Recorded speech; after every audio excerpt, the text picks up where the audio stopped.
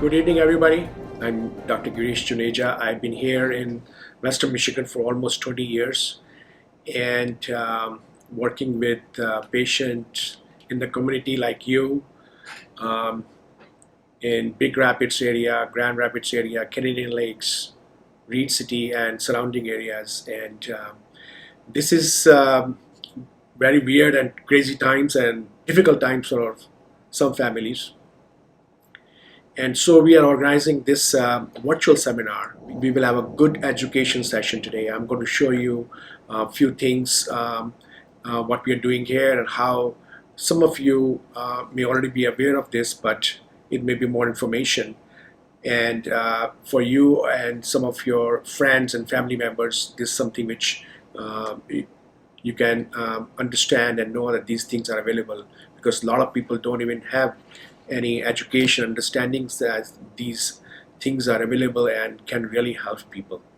Majority of you know what the injection treatment is and blocks are, radiofrequency ablation is, and a lot of people already go through some of these injections and physical therapy and a lot of other things several times, numerous times, but sometimes the pain is an issue which continues to persist for months.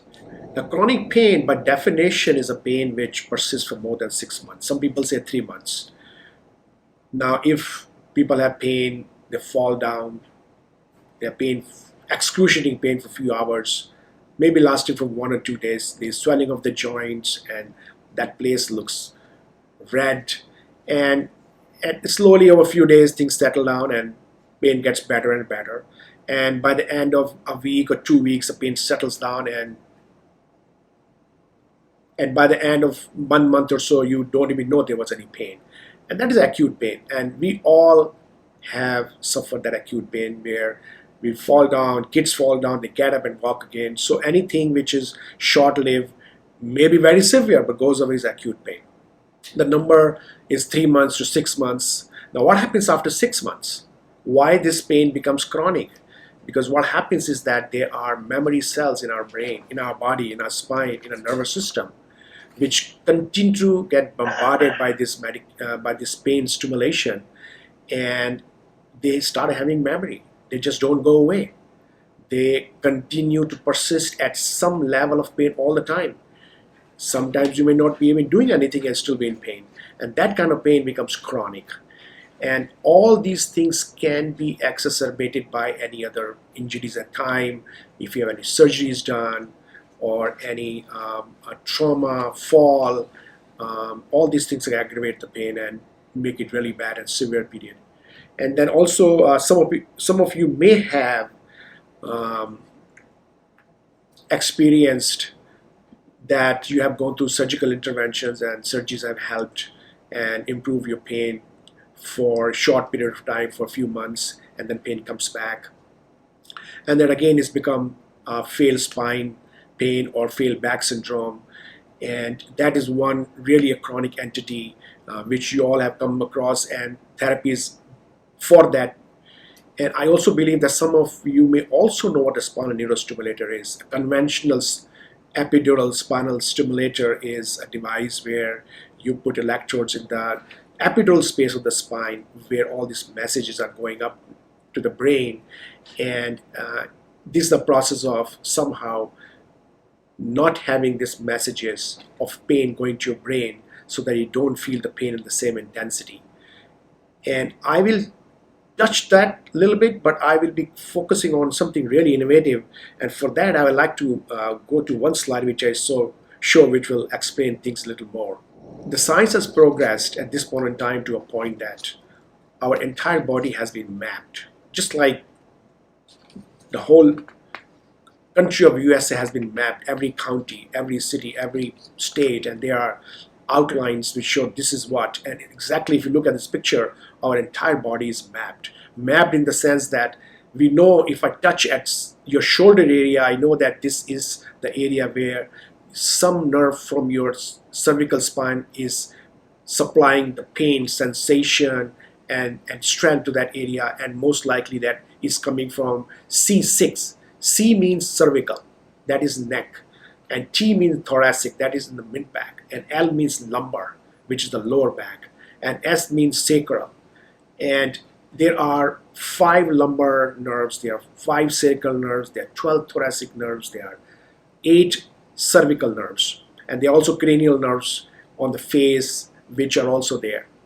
Now, what happens is that if you have a surgery done in your back, you have now pain coming from your disc which has been degenerated, you have still some irritation, injury to the nerve, you have problem coming from your joints, scar tissue, and implant itself if you have any fusion done, and multiple other sources which become so diffuse and chronic, and it's sometimes we do injections, and there's so many areas which is causing pain, we cannot really block everything.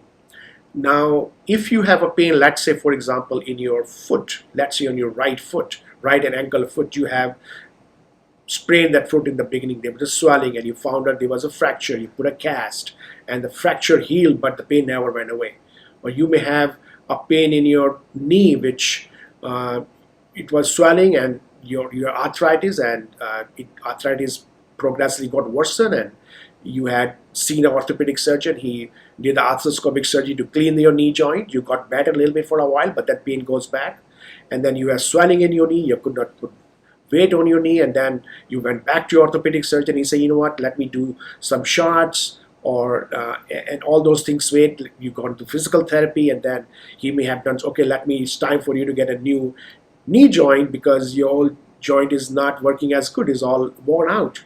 So he said, okay, so you got a surgery done, you have a now new implant, but unfortunately the pain is still there.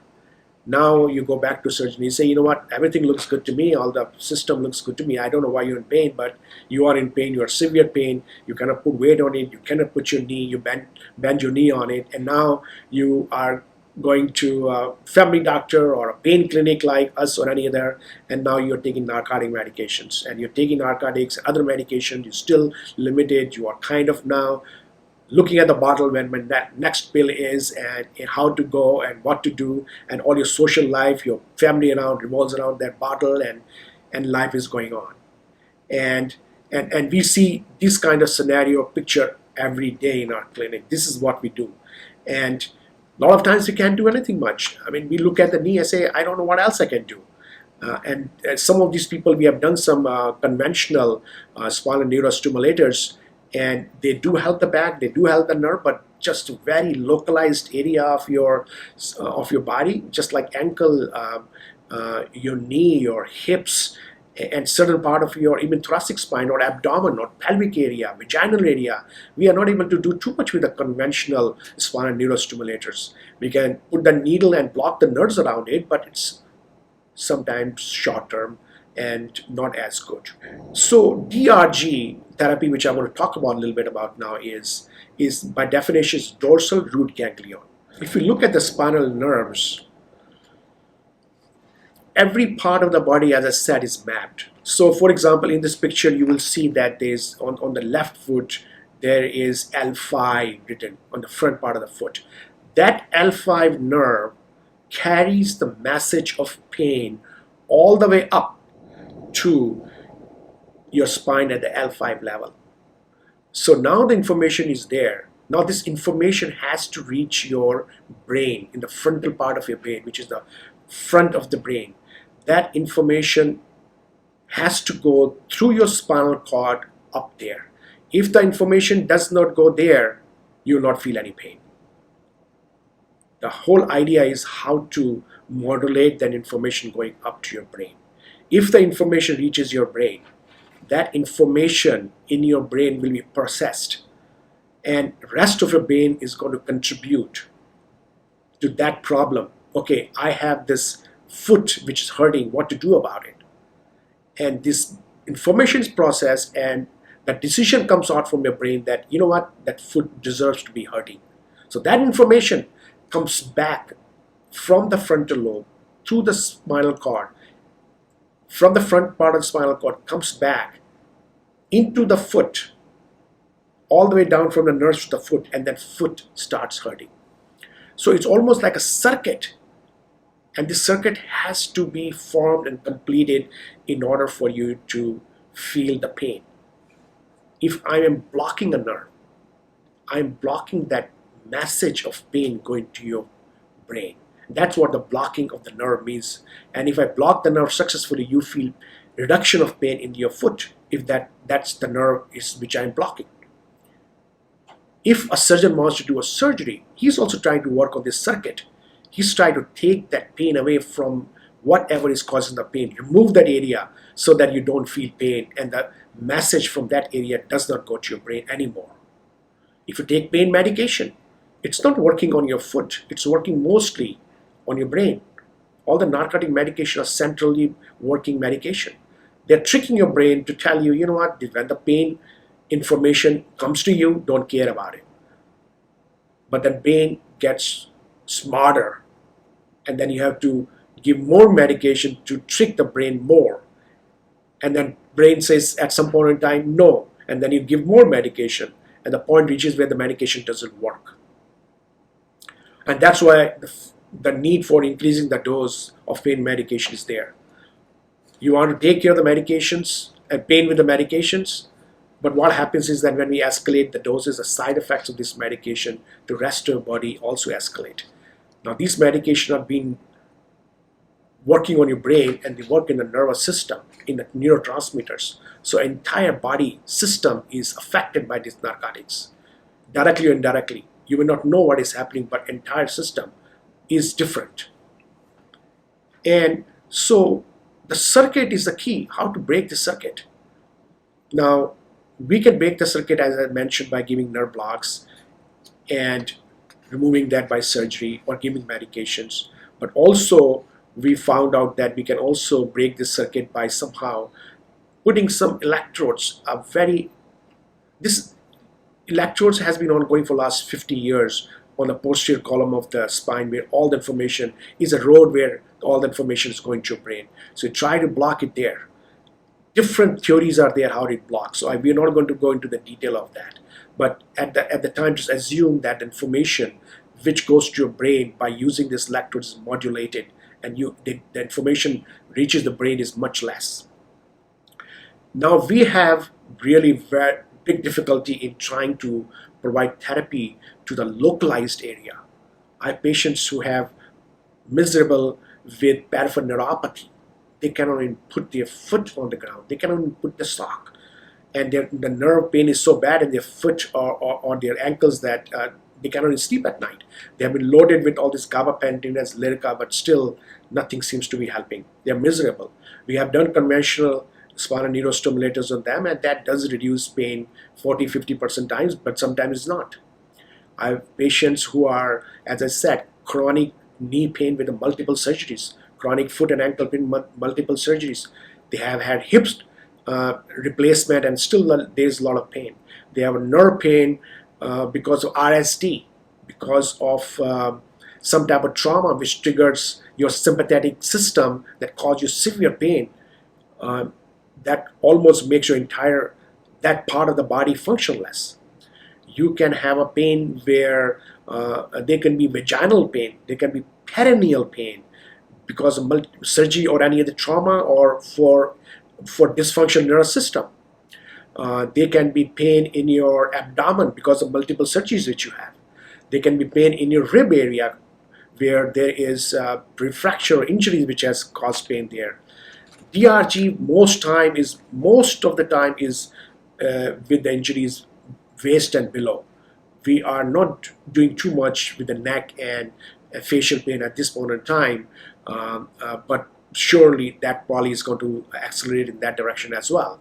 So DRG is, let me explain, this is dorsal root ganglion. As I said, the information from the foot is going to the spine. Now that particular level of the spine, the entry area into the spinal column, there's a very intelligent nervous tissue. It's one of the most intelligent nervous system in our body is sitting right there. The job of that small piece of nervous tissue is to edit, to remove the garbage information coming from that area painful, modulate it, make it very simple, so that your brain gets a very simplified, straightforward information as it goes on its journey from the spinal column to the front part of the brain.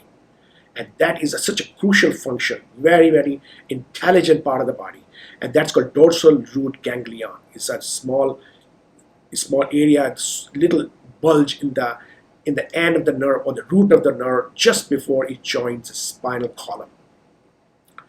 Now, that entire ganglion also has been mapped. And that particular ganglion, which is coming from that particular part of your body, is entirely mapped. And the research has shown if you somehow block pain at that particular level, you may block almost entire pain coming from that particular part of the nerve. For example, the pain is coming from the foot, as I mentioned, from the front of the foot. There's a fracture, there's a multiple surgery, and you have pain in your front of the foot or back of the foot. And then what you can do is you can trace all the way back to that L5 dorsal root ganglion, and you can put a small electrode in that particular ganglion and you can block the pain almost 90%. The research have shown that it just reduces the pain significantly. And I do have some numbers here, which I'll probably come back to again when I skip to the slides, just for the completion of the conversation here, that there's a significant noticeable reduction in pain coming from that part. It could be knee. So you may actually go to the dorsal root ganglion of L3 and L4 part of that side, and you may almost block the entire pain coming from the right knee and around the right knee, the front, the sides, and the back. Now, it's only what it does is it reduces the pain, because dorsal root ganglion is specialized in modifying and neuromodulating the painful sensation. You're still going to feel your knee. It's not like you're going to get paralyzed and somebody's going to shoot a bullet in your knee and you will never feel anything, or you fall. It's not going to eliminate your normal sensation. You're going to still feel normal sensation. It's the accelerated, escalated, severe, abnormal, dysfunctional nervous system pain which is going to be reduced. Now, it could be coming from the hip. So it depends on the system. So you can trace that particular nerve root to that particular segment and block the pain. And that's the beauty about dorsal root ganglion. It's not a generalized pain. It's not like you have pain all your back, all your legs, both legs coming down, nerve pain. For that, the therapy where you cannot correct the situation, the solution is the epidural spinal neurostimulator, or block, or medication, or the different other interventions. For DRG, which is dorsal root ganglion, is a very localized, specialized, significant reduction of the pain coming from a very localized area. This proclaim is one of the name given to the DRG therapy, which I'm very thankful it is there. And I know you have also heard about CRPS, causalgia. What that means is that one area of your body is painful in a way that you cannot solve this problem by any blocks. It can become a chronic problem. That's what's called chronic regional or complex regional pain syndrome. It's a chronic problem. I feel that some of my patients who are watching me now may have CRPS or RSD or complex regional pain syndrome in that area. And I don't want to be in their shoes because it's one of the most painful things. And so this is different therapy names. This slide explained to you, you have a very localized area in the foot. And if you look at this in the middle, there is more of a pain, entire waist, entire leg. It's coming in the hip, in the back, in the knee, in the leg. That is not what we're talking about the DRG. We're talking about DRG where you have, in the third slide, you see very localized right foot pain. We can go to that particular segment of the spine and pretty much catch that foot pain significantly. Now, Abbott is one of the companies who have ownership of DRG therapy, and they have a team of people just geared towards this therapy, a life-changing event. Now, this is one of the picture will show that this patient had a amputation, but a lot of pain going down the right lower extremity with the significant CRPS, which you can focus and localize and control that with the DRG.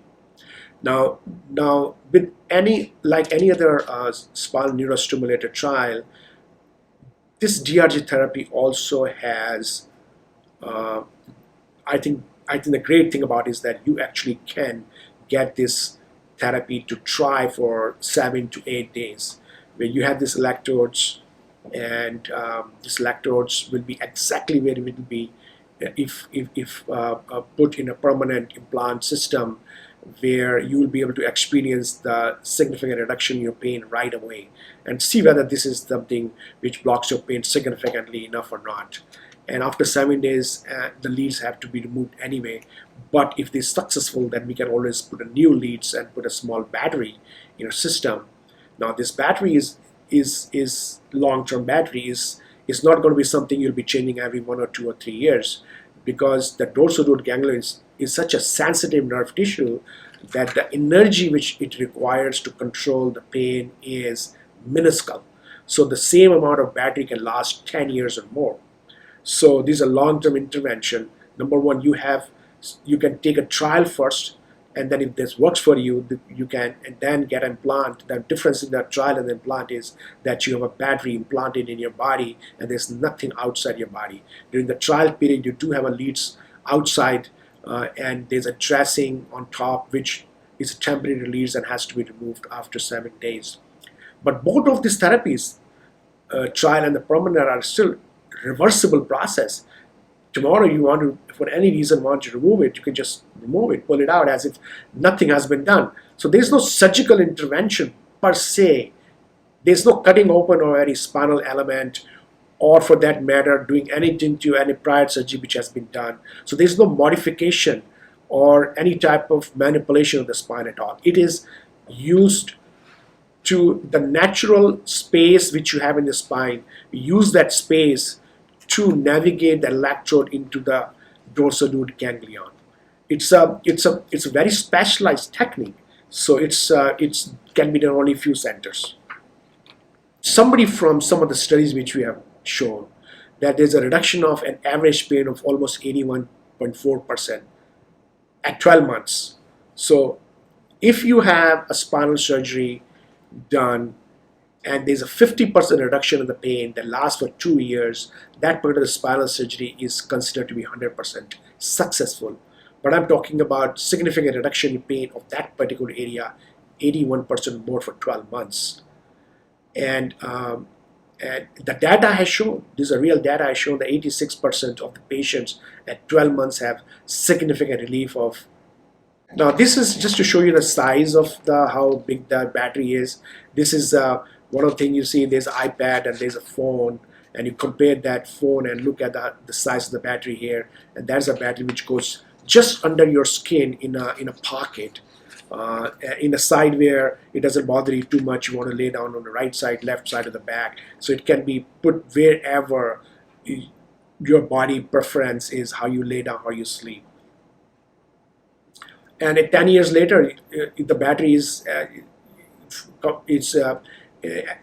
dead or needs to be removed, then you can just swipe that and put a new battery there. Now again, I already mentioned the trial where it's a 7-day trial. You put the electrodes right in the DRG, and you go home and you evaluate your pain, and constantly during these 7 days or so, we are in touch with you with a team of people to see whether we need any modification or any type of adjustment in your energy level or anything else, any other questionnaire. So we'll be in touch to make sure that you get the optimal trial, and have all the opportunities to make sure that you're making the right decision. And then if the trial is successful, then obviously you'll get an implant, and the implant means basically, we call it permanent implant, but nothing is permanent, it's still temporary. We put it down there. It's permanent means a long-term intervention for years, but can be removed anytime if that needs arises. And I do believe it's MRI compatible. Am I correct? So it's MRI compatible. If you have these leads and if you have this battery, it does not prevent you from getting MRI of any other part of the body.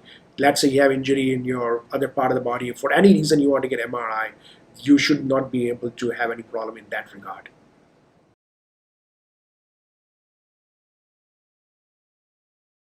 Okay, now this is an excellent question because without getting paid, nobody will be able to do this. It's an expensive procedure.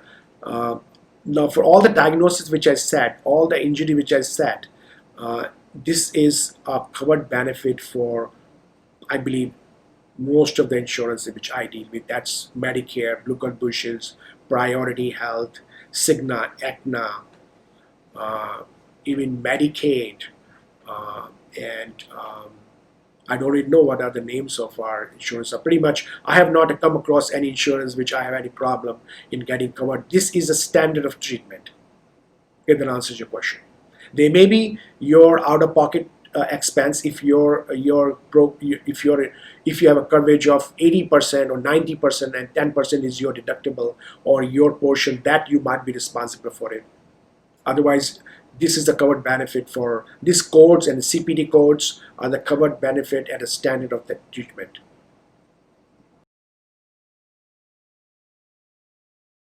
Again, cure is a very, very strong word. I mean, we really do not know anything can be cured. I mean, if you have high blood pressure, you take high blood pressure medication, you don't get a cure. You just control blood pressure. If you're diabetic, you're taking medication for diabetes, it's not a cure. Nobody can cure anything.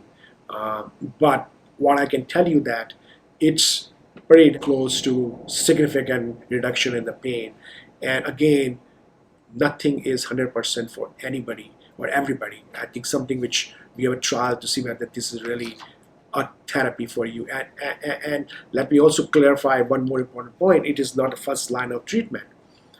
It is a palliative pain reduction therapy. If first line of treatment is always conservative treatment with non-steroidal anti-inflammatory medications and low dose maybe narcotics or maybe physical therapy, and those are the things which we have to go as a first line treatment.